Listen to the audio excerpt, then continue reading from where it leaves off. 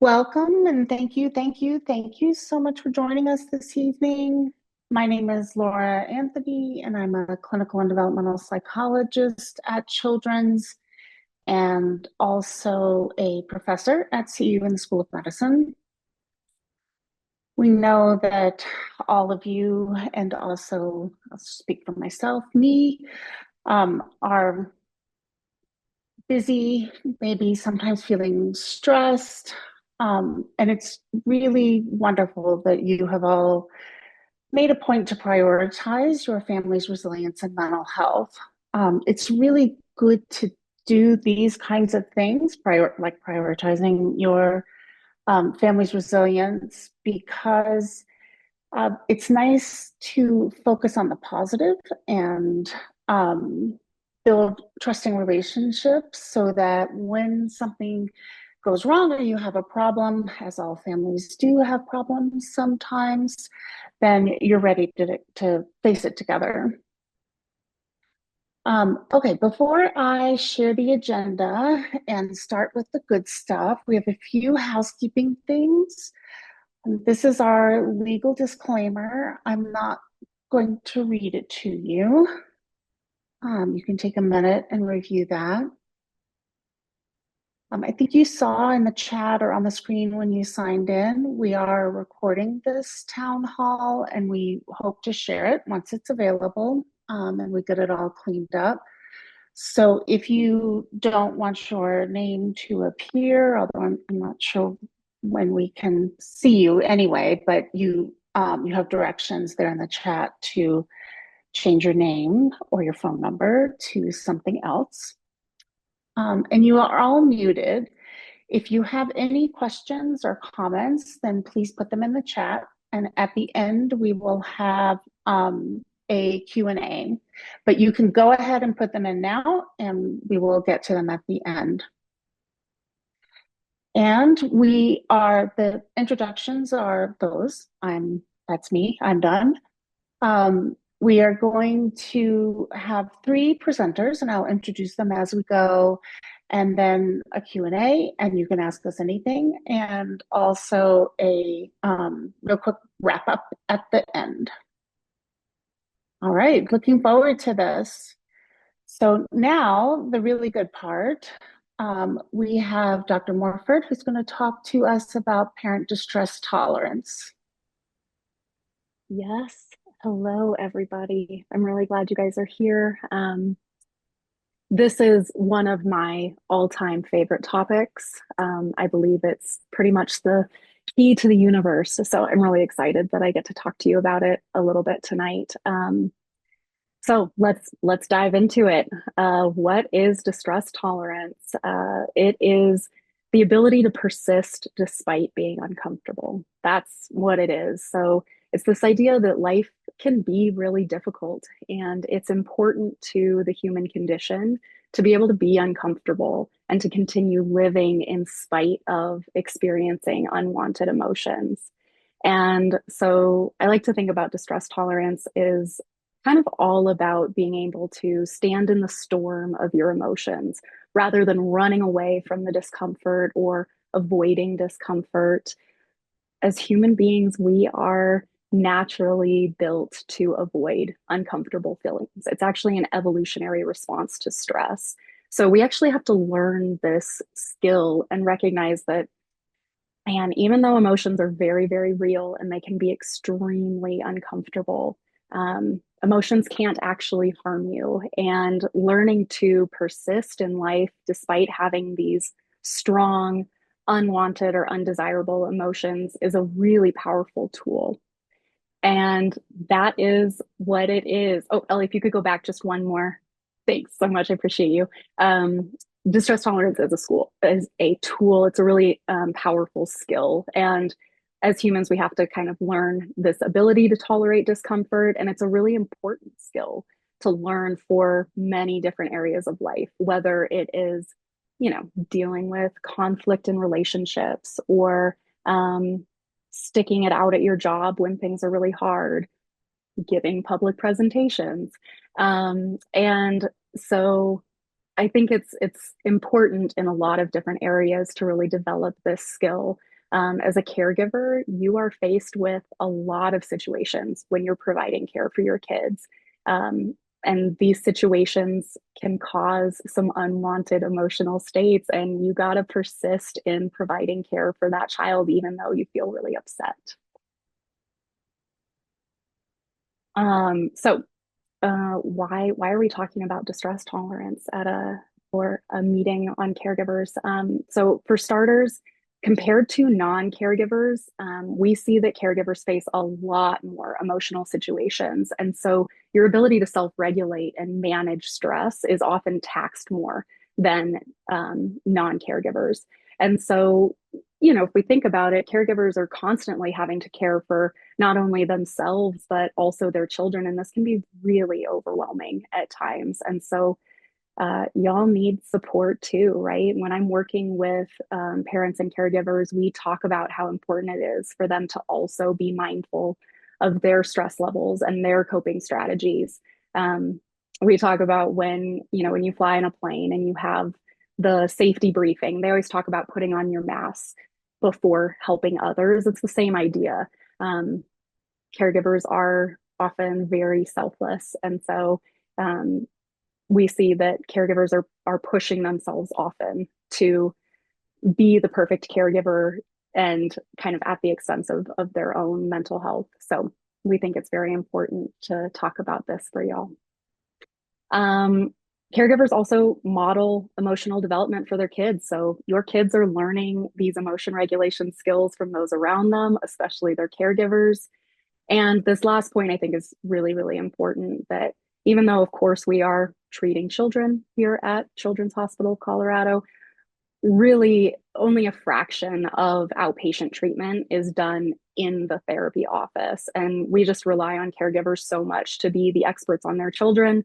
We collaborate closely with caregivers to really practice a lot of the therapy work at home. And of course, asking you to practice these skills with your kids can often bring about a great deal of stress. And so therefore it requires quite a bit of distress tolerance on the part of the caregiver.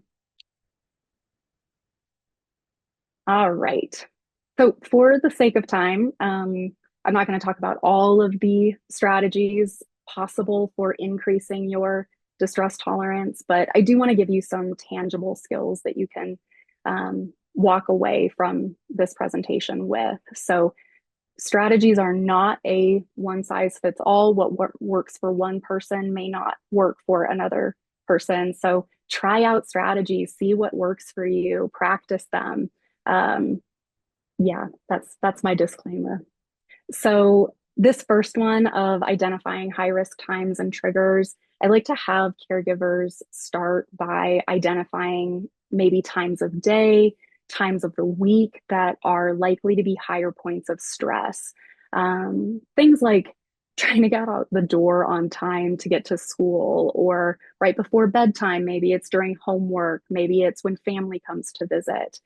So we kind of identify those, and then I ask caregivers to really look at what specific behaviors that their child does that causes them the most distress. And during this time, it's really important to be honest with yourself, because once you've identified these periods of higher risk times, my advice is to really be mindful of engaging in your distress tolerance strategies more so during these heightened moments of stress. So it can be kind of a nice reflective exercise for parents and caregivers. This change in temperature, this is my go-to tangible strategy that I'm going to give you all tonight. It is about getting some cold onto your body.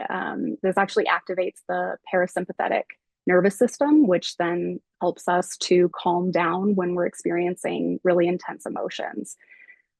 Practically, what does this look like? So I encourage families to get some of those really flexible ice packs, kind of the squishy ones, and keep a couple of those just in your freezer at all times. And then when you're feeling really distressed, this can be you're feeling really anxious, really angry, maybe panicky. Take the ice pack out of the freezer. If you can tolerate it, place it over your eyes with a little bit of pressure. Sometimes that can be a little too intense for people. So the next place I recommend is at the back of your neck, works really well. And you're going to leave it on there until you can kind of feel yourself coming down from that intense emotional state. So, what if you are not home though, and you do not have access to your handy dandy uh, freezer? So, any change in temperature is kind of what we're looking for. The ice pack works really, really well. But if you are out of the house at work, or maybe you're at a friend's house or something, we can get kind of creative. So, just running your wrists under some really, as cold water as you can do, splashing your face with cold water, um, even just even just open up a window during the winter, like breathe in some really cold air.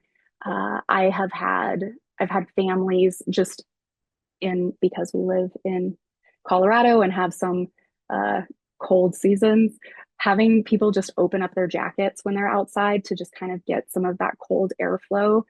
The whole point is we got to get that change in temperature to really trigger that parasympathetic nervous system response and calm down that emotional state.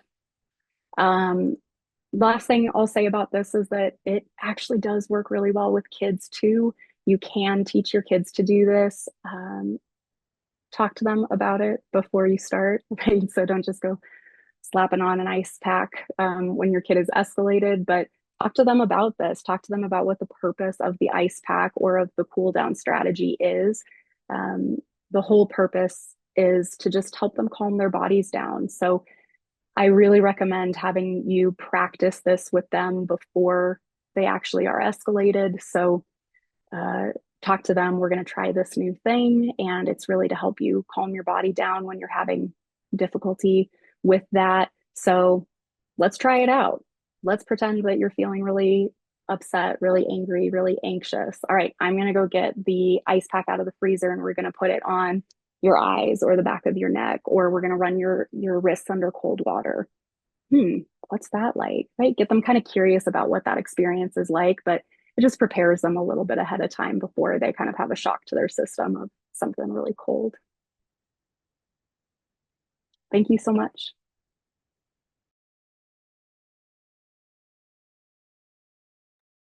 Thank you. That was great. Okay, now we are going to transition to um, still same sort of topic, but recognizing that caregivers and kids affect each other and that we need to find ways to help them both. Dr. Holzman? Thank you. I'm Jake Holzman. I'm a child psychologist, clinical psychologist, and professor at CU Anschutz. I have had a career working in outpatient mental health services that spanned working with kids to working with adults and trauma and anxiety, working back with kids, working with young kids, and now I've kind of found my way to be working primarily with younger kids and their families and finding ways to support the whole system. I also I'm a father to a fierce 2-year-old and have found that that's actually probably helped me the most in really doing the work I do. And I'm fairly okay with sharing some of the examples and some of the things I'll talk about tonight. So if we can go to the next part. Kind of the whole idea of this is just to validate that parenting can be so stressful. This figure here comes from one of the earliest papers explaining why is parenting so stressful. And when you look at this figure and the arrows, it's overwhelming itself. It's really kind of saying that almost everything in life can get to be affecting parenting, our histories, who we are, our relationships, work, our social network, just all the bubbles we exist in.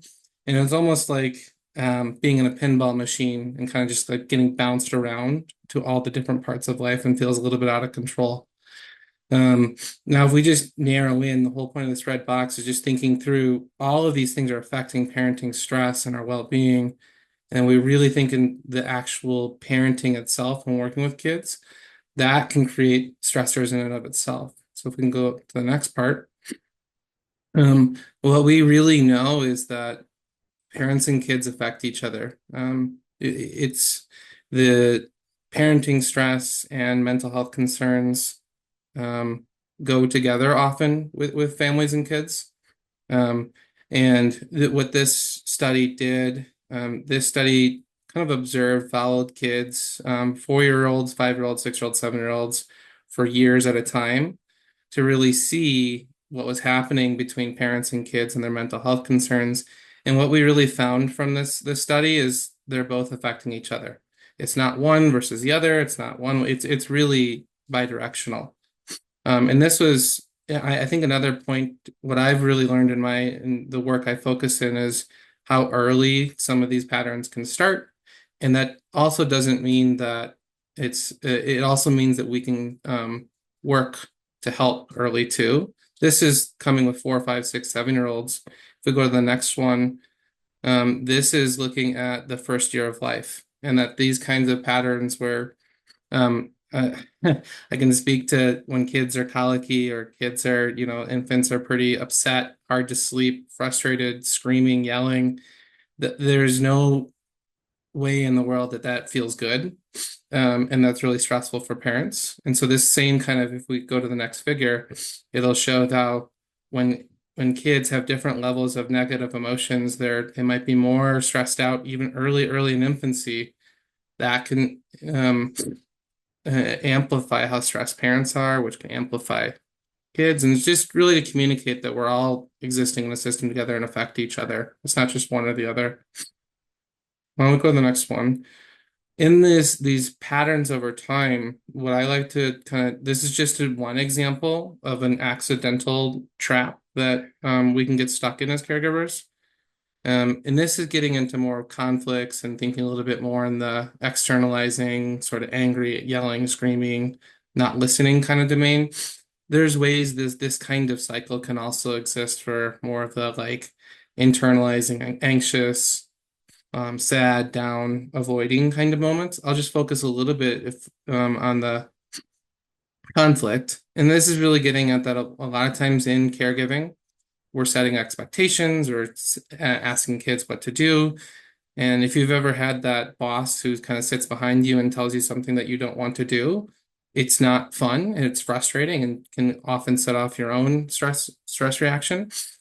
Kids interact and have that experience too, and depends on how they react, where I might ignore it, I might escalate more, and sometimes we might escalate back, we might ignore, we might escalate back.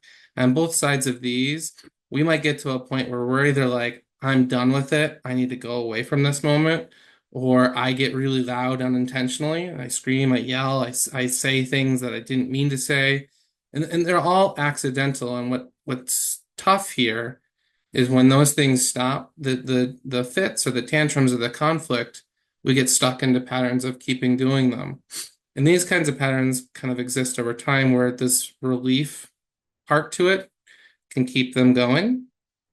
Now, another thing I want to show, if we go to the next part, is that when parents often come to seek services in a clinic or in their pediatrician's or office or anywhere where they're going to kind of get help for their kids' mental health concerns, we know right off the bat that 40% of parents tend to think that I'm at fault for this. Maybe it's bad parenting, I missed the signs, I passed on genes.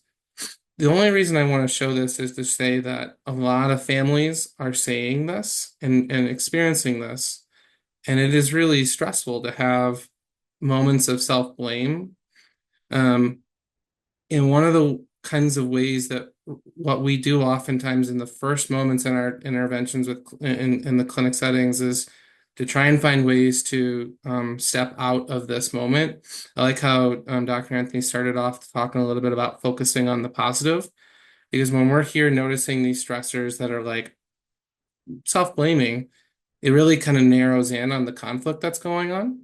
If we go to the next one, one of these first steps that we start to take is acknowledging these stressors that are happening, these conflicts that are happening, these cycles that are happening, and also really trying to harness and find strengths in our kids, in ourselves, in the life events we've had and the things we've learned over time.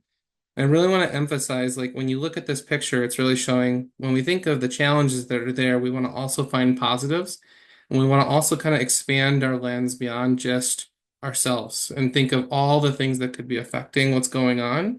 So we can kind of step out of some of that self-blame at times and also notice what's going well to build on that, to do more of that. Okay, and the last piece I'll talk about here, if folks are having those moments where it's like I think I'm to blame, I think there's stress going on, there's conflict, there's arguments, I just think it's incredibly brave to find help that supports mental health for yourself, your kids, your family. It's a huge step. There are so many barriers that exist in our world to doing that. And I think that just coming here tonight, I love starting it too with acknowledging how important it is to take the step to come like tonight, because it's not easy to do that. And to break out of those cycles, it's really brave to do that. Another part of this is that when caregivers, parents are in therapy with kids, we're actually finding that kids tend to get better too.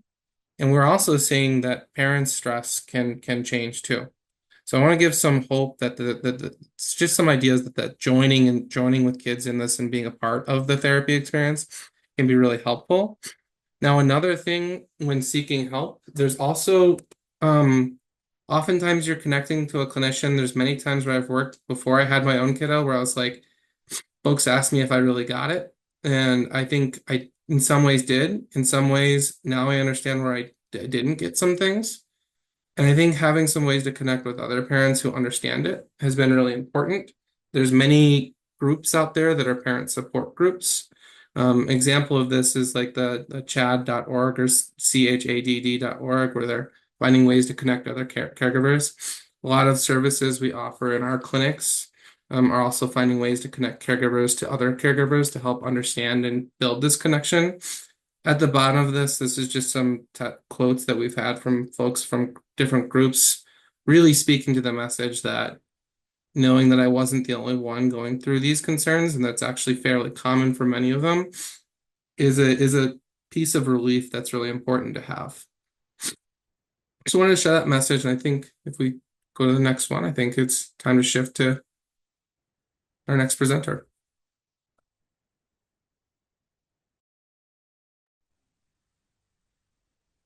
Hi, my name is Verenea Serrano. I'm a clinical psychologist here at Children's Hospital, Colorado. And I'll be talking about connecting to what matters while coping with what comes. And the previous two presenters sent it up really well, and I'll ground us in these two photos here. So this one on the left, I love the little child is holding his caregiver's face in his hands. And we think about sometimes when parents hold their little babies in their hands, or they're hugging and holding their older children, they say, my whole world is here. And remember, as this little boy holds his parents' face in his hands, that you are your kiddo's world as well, especially when they're tiny. You are their whole world. As they get to be adolescents, you may be having to kind of fight for some space in their world, but you are still important. And this is why we have this town hall today. And so when we think about what matters, it's relationships. You all are here because being a parent, your children are important to you. And when we think about coping with what comes, we have this nice picture on the right, the sunset, and some dark clouds off to the side. We don't know if that's going to be an afternoon thunderstorm or just a kind of brief clouds. We do know that weather happens day in, day out, just as life moves forward. And so we don't always know what comes. We might have a good weather app that can predict, but sometimes it changes. And so I'll talk a bit about how to connect with what matters on a daily basis for coping and support. The next slide. When I say the word self-care, think about what comes to mind. Some people say, is it just kind of yoga or meditation? Is it just another thing I'm not doing right? And so over recent years, I've noticed sort of trends personally and professionally of self-care as another thing to do. Another checkbox, another thing you're supposed to do, and then you're also supposed to relax, supposed to feel better after it. And people think, all right, one more thing not doing right. Well, when am I supposed to even find time to do this? And then if I don't feel relaxed, am I doing it right? And so this concept of self-care has come away from its origin of really caring for oneself. And as Dr. Morford mentioned before, caregivers give so much of themselves. This concept of caring for oneself and self-compassion is important, but has gotten a bad rap in some ways. And so we'll think about the next slide. Some people's life kind of feels like this, right? What game are we, if we're looking at this picture, we don't even quite know what game we're supposed to be playing. We have all the pieces. And if you think about each kind of piece here as a part of your identity, so the dice may be who you were before you were a parent. The chess pieces may be who you were before you found your partner, significant others, or other people in your important life. Maybe the Candyland pieces are other parents who also have children. Maybe the checkers are kind of friends you know from work or other ways. And so coming to parent, we know transitioning to parenthood really changes relationships, changes who you spend time with, how you spend time with them, your understanding of yourself. And some people come to say, I don't even know who I am, what I like. I don't even know what game I'm playing. Do I even have all the pieces? Some of the pieces are broken. And so when we think about how to cope, when someone says, what do you like to do for fun? Take some time for self-care. Some people feel like this. I don't even know where to start. And so we think about and move to the next slide. How do we move to what game are we playing? Do we have all the pieces? What pieces do we even need? Is it something we want to do with other people? Something we want to do on our own? And so to know what game to play, to know what to move towards in life, we have to know what matters. We have to know what matters, choose things that align with what matters, and also choose our focus. As previous presenters noted, choosing focus, thinking about what to pay attention to is sometimes a really powerful way of controlling your mind, what you're experiencing, but it can also be really hard. And so as we move to our next slide, to know what matters, we have to think about what's important. And so on this slide, you see a variety of words. Some of these may be really strong values for you. Some may be kind of in the middle. Some may be pretty low priority values. And so when we think about, we use the board game analogy, what game are we playing? Which one are we going to choose if we had the options? We have to know what's important to us. So take a second. You have to pick 3 things. Could be words on this slide. Likely ones that aren't here are also important to you. If we're going to choose what game to play, we need to know what's important. So can we pick 3? As we move to our next slide.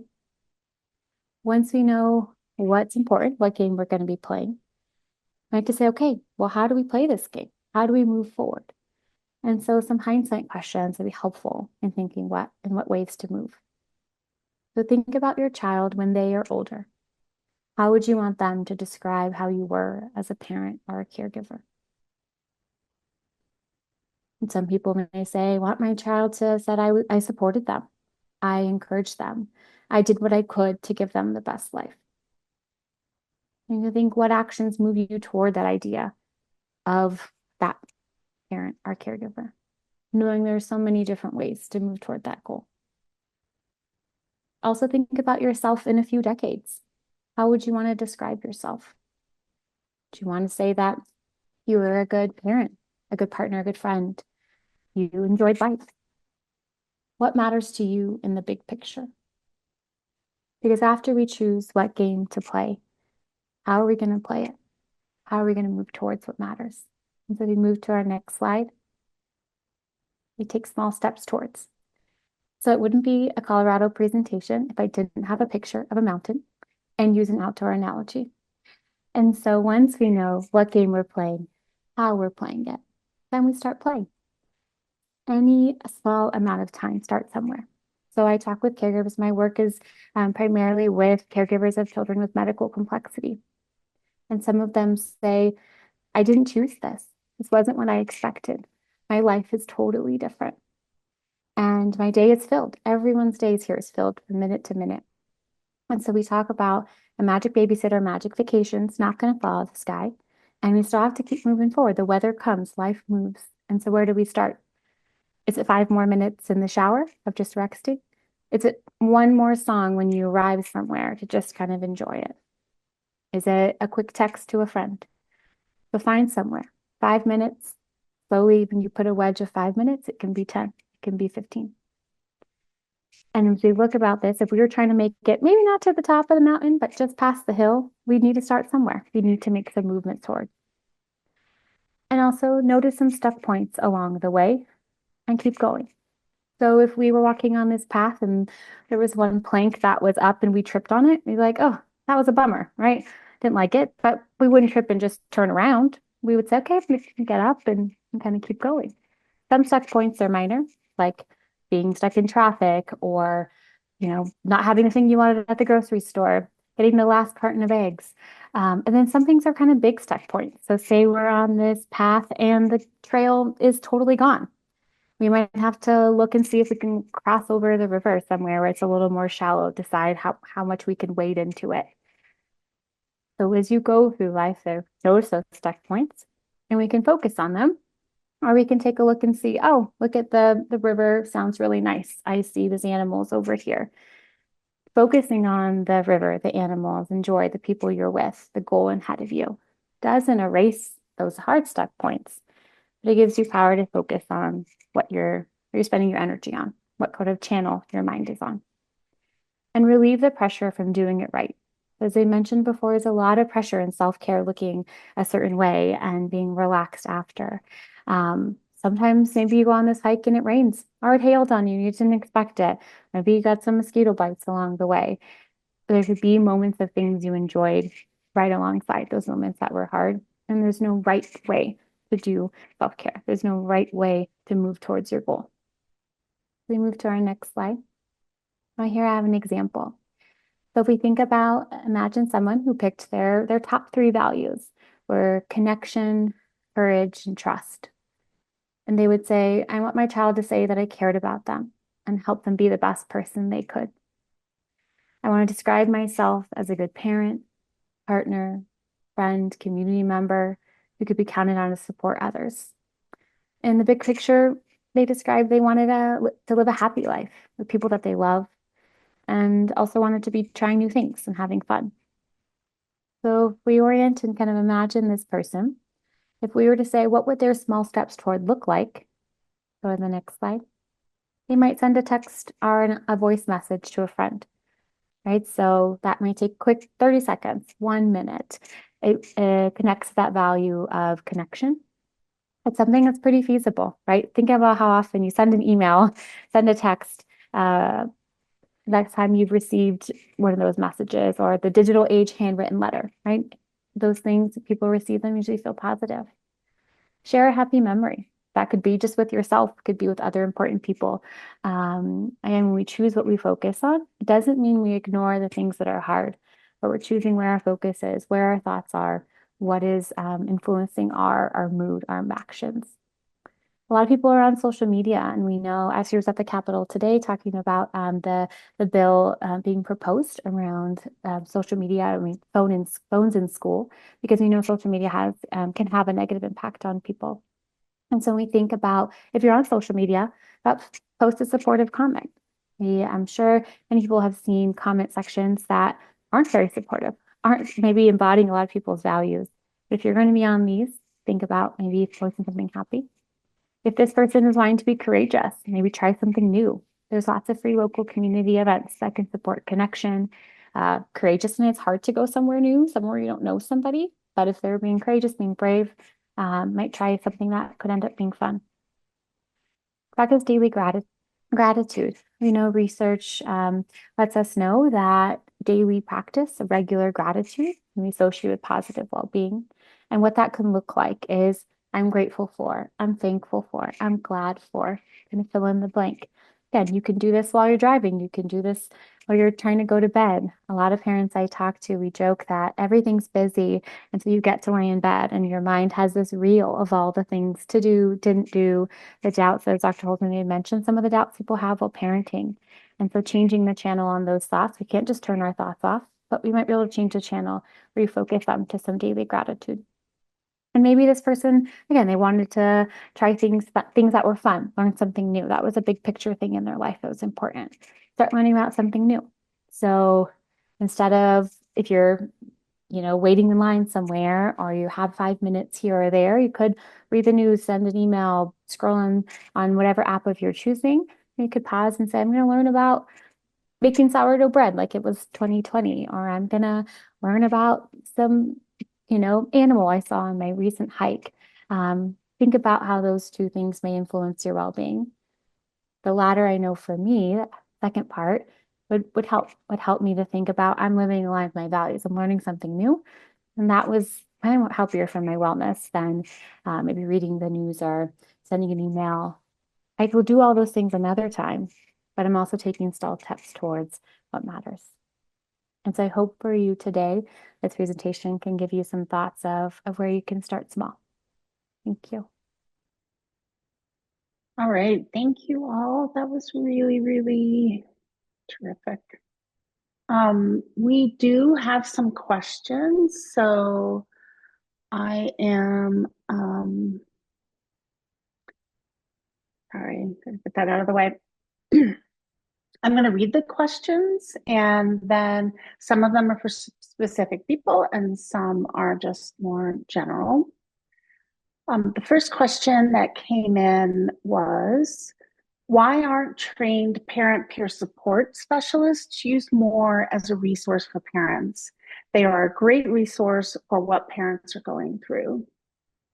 I will say just briefly, and then maybe some of you could say more about this. My husband also works at Children's, and he is one of the few experts in parent peer support and has done research in it and also created tools and trainings and assessments to help parents on their journey. When we first moved here, it was a little bit difficult to do that work in Colorado because there weren't a lot of parent peer support groups. Even some of the national groups didn't have chapters here. So that has been a challenge, but now he is building a parent peer support program at Children's in our department. And I'm sure they're gonna see great things. Anybody else want to add?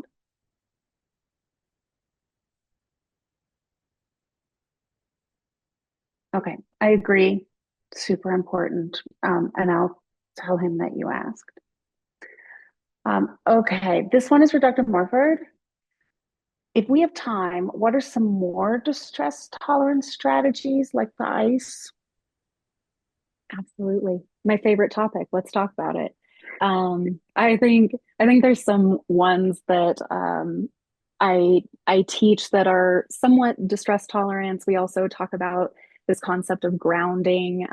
I think mindfulness in some ways has a stigma these days, like it's been overused, but I think a part of what we're talking about is just really getting aware of kind of what is happening for you in any given moment, and then making a choice about kind of how to handle that for yourself. So that's a very broad way of talking about using mindfulness for distress tolerance. So some actual strategies that I talk to families about, if you've ever been in therapy and somebody has talked to you about locate your 5 senses, do 5 things you can see, 4 things you can hear, 3 things you can smell. It changes for everybody.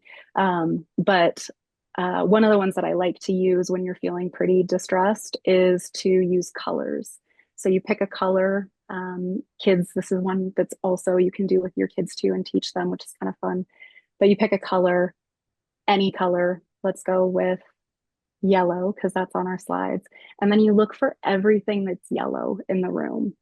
Count it out, like really specifically. I see that I have yellow lettering on my notepad. I see that I have yellow bow on that photo over there.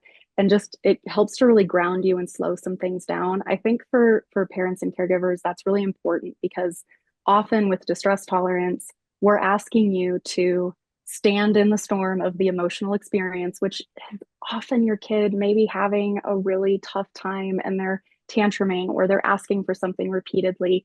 And we're asking you to stand in that, don't run away from that experience. And sometimes you just need a moment to go, I'm going to breathe and I am going to look for the colors in this room. If you run out of things to look at in the room that are yellow, pick another color until you feel like you're through that. I think that's one that I had a lot of parents and caregivers using. I am happy to get to more of those, but I also want to make sure we have time for other comments. So if we have time, I'm happy to chat more about those. Okay. This next one is a little bit related. So so I think any of you can answer, sorry.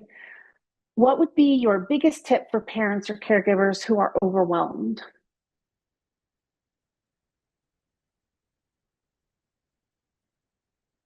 Dr. Surrounding, do you want to try that one? Yeah. I think having in the moment plus a long, kind of longer view. So as Dr. Morford mentioned, if you're overwhelmed in the moment and managing your child, we know, especially with young children, but older children too, that you regulate together, right? And so if your child's having a big tantrum, like you are also having big emotions, you helping to regulate yourself can help kind of lower the temperature on it. So in the moment when feeling overwhelmed, find the things that help. I think of it like interrupting that kind of circuitry of, okay, let's change paths. Let's take the energy down. When we think about the long term of feeling overwhelmed, I think having some pause to reflect why. What is feeling overwhelming? And how do I move in this values aligned way of what's important to me? Sometimes we can take responsibilities off our plate, but a lot of time we can't. And so maybe if you have to drive your kid to and from school and that is overwhelming because then it's late to get out the door and to get to work and to go here, but you have to drive your kid to school because they have to make it. What can we do with how driving to school work looks to make that feel less overwhelming, right? So what's the music in the car? What are the senses or scents? Some people like essential oil, some people like different kind of textures. Maybe do you have a cozy blanket to keep you warm in this winter? And so we can't change it. You have to drive your kid to school, but we can enjoy what that experience is like to take down the temperature and feeling overwhelmed. And so I think reserving what can come off your plate, if any, what can look different that's on your plate, and how do you move forward in values aligned way when you got to keep moving. Okay, thank you. This one is for Dr. Holtzman. Can you give real life examples of a real life cycle trap and any advice for those who are trapped in this cycle? Yeah, how many do you want? Yes. This morning, my daughter didn't really want to put on shoes. I wanted her to put on shoes because it was cold outside. I was frustrated and kept focusing on getting the shoes on. She kept focusing on not wanting the shoes on, and we were pretty stuck together for some time. And eventually, I moved to eating chocolate muffins with her. We got a little bit less stuck there. We moved to getting shoes on. It took time. I'm not presenting this as like a perfect story. There was definitely a lot of like challenges there, but I think the whole points of these cycles are that these little moments can just grow and grow and grow and keep growing until we start to notice that we're kind of stuck in them and sort of trying to find ways to shift out of it. Yeah, just this morning, and they happen all the time too. So I think the other thing to think through, I'll build that into what Dr. Serrano was saying in the last question is finding like kind of real simple, feasible, easy to do ways to get less stuck in these moments. So, if rather than think I'm gonna have the best time this weekend and go to the biggest event with my family to build our relationship, like having a little bit of a moment later that we're having some fun together. And just doing that a little bit more often can help. I've found helping getting unstuck from those kinds of cycles too.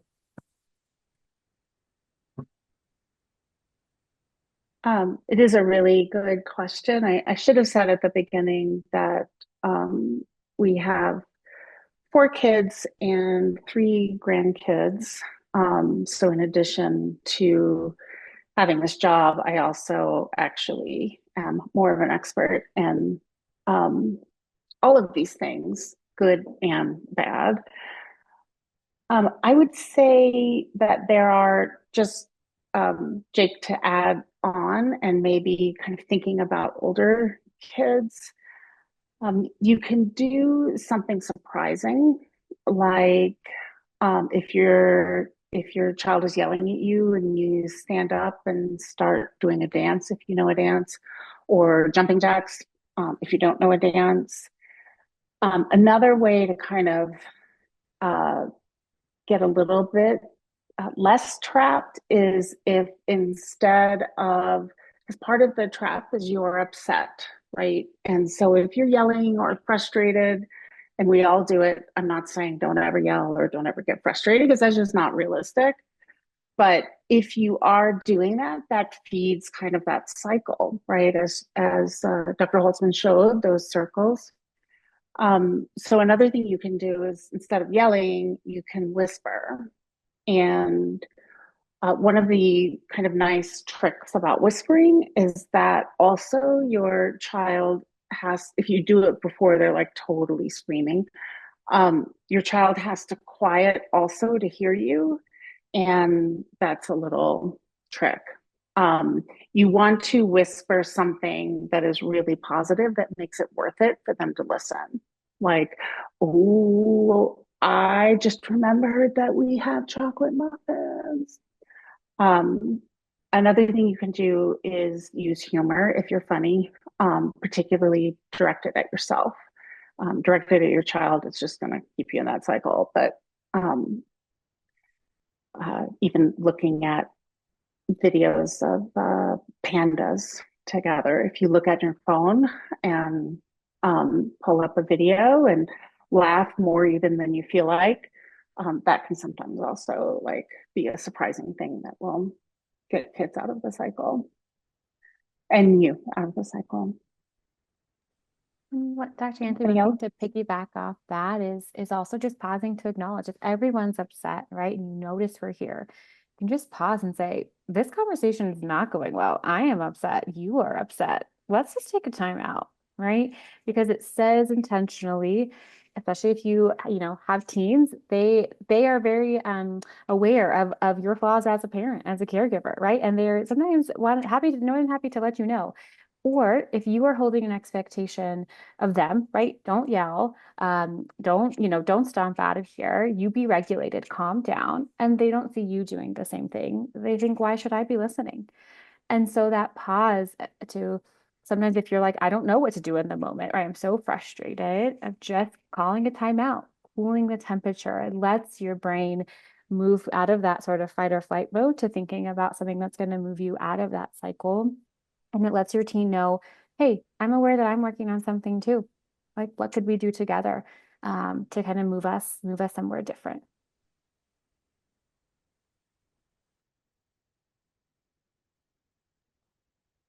Okay. This one is also for you, Dr. Serrano. Thank you for these tips. Are there other pieces of advice that you give to parents of complex kids? As Dr. Holtzman said, how much time do we have? I am very passionate about population. I talk 7 minutes. Yeah, not 7 hours. Go not ahead. 7 hours. Yes. Nope, but you got 7 minutes. And so I think I talk a lot is sometimes having a child with medical complexity. I also work a lot. People have developmental differences, developmental disabilities. is it can be existential. It is if we took all your board games and threw them on the floor and you don't even know where to pick the pieces up. And so I think recognizing that existential piece, recognizing that life looks so different than you expected, and that deciding who is part of my network. I talk a lot with parents is who can you count on? And some parents tell me no one, myself. And how do we weave, right? How do we add the people, the support? Sometimes it's people. So for some people, it's spiritual religious communities. Sometimes it's people with other kids with medical complexity. Sometimes it's therapy. Sometimes it's a really great CD album that, or no one does CDs anymore, Spotify, a Spotify track that you are blasting while you're driving. It is weaving your net so strong because your life has been changed in a way you haven't expected. And we know one step forward, we need to weave a system that feels right. And so I think that my advice would be is pause, reflect, think about what you may need. If you don't know what you need, think about who may help you do that, whether that's therapy, whether that is, again, people love people in your life, spiritual religious communities. Find out what's your value and find what to take small steps forward, and know that no one does it alone, especially when your life's been turned upside down. But if you haven't read the poem Welcome to Holland, which I cannot remember who the author is, but it's a lovely poem written by a mother of a child with Down syndrome. It's a really great poem, Welcome to Holland. It's a great perspective around parenting a child with medical complexity and developmental disabilities.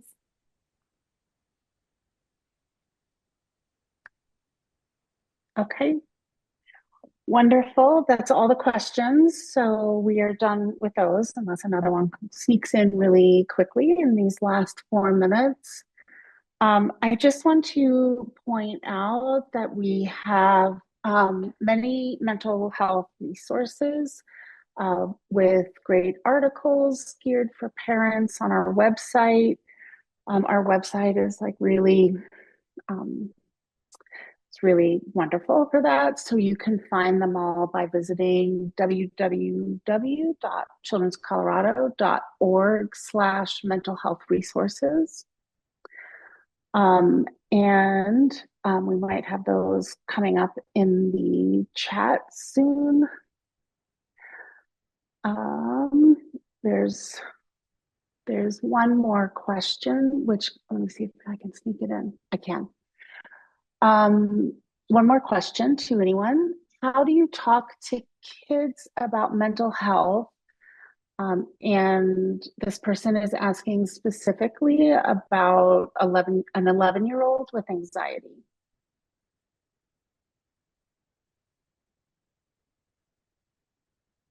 I'm happy to take the first look. I think there's knowledge there can be a lot of stigma or sensitivity and to mental health, and it can also be hard to recognize you may be having difficulties mental health. And so I think generally I work with consultation, so sometimes people aren't expecting to see a psychologist when they go to their pediatrician office, and so I might talk about how it might showing up. One question I like to ask kids, I say, all kids get in trouble. What do you get in trouble for? And they know that's what they get in trouble for. And so with anxiety, that child may know how their anxiety is showing up, right? It might be like, it's really hard for me to get to school. And so what are they noticing? And if they're experiencing a lot of anxiety, maybe impacting their way, getting in the way of doing things they like. And so we join together around going to school and this battle to getting to school, the anxiety, that doesn't feel good for anyone involved. Let's think about, right, talking to the right people, whether it's your teacher, maybe it's a pediatrician, maybe it's other trusted people in your life. How do we put our network together to make it so getting to school doesn't feel so awful? And so joining together around what do we want to improve, joining together around how do we think we want to improve that. Oftentimes therapy is a great option for a lot of people, but it's not always the first one that comes to mind. So joining together, talking with the right trusted people would be my first thought. I'll pop in That's with great. two really quick. I think the first thing is have the conversation. A lot of times we can be worried and stay away from it. And I think there's so much evidence that having conversations about mental health is really important. I think the second tip is while you're having it, be aware of the times where you might be providing solutions instead of support. and sort of like, I'm suggesting you to do this, to manage this, do this. In some ways, kids might react of like, are you even listening to me? And if we can step back and really listen and hear what's going on, a lot of times kids will find ways to solve these issues themselves, and it really creates a cycle where kids can empower themselves too.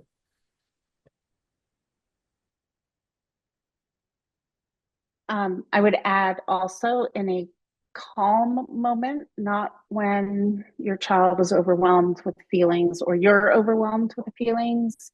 You might say, oh, earlier today, I was really, really worried about this thing. And sometimes I get really stuck on that and stuck on my anxiety. And I don't love it when I'm not in control of things. So you could just kind of live out loud. And it's a great way to model for your child and to also feel more open in talking to you. So if you are modeling it, saying what you're feeling out loud, or saying what happened next, or even if it just continued to be a struggle and it makes you anxious talking about it, and you can kind of exaggerate things, that's not a problem. That can be really helpful to kind of keep those lines of communication open. And I know we're at time, but just I think one brief thing is to kind of what Dr. Holzman was saying, having the conversation and not holding yourself to it has to be perfect. That goes for any of the things we've talked about. You are not expected to be perfect in how you provide care to kids. Give yourself some grace on some of these things, but have the conversation, label that you're feeling uncomfortable about how to bring this up, but you feel like it's really important, or I think modeling that it can be okay to label that you're unsure of how to go about things is really a nice way to go about it too. And with that, I think we're done. Thank you all so much for coming, and for especially also our speakers. Thank you. That was really helpful. We appreciate you.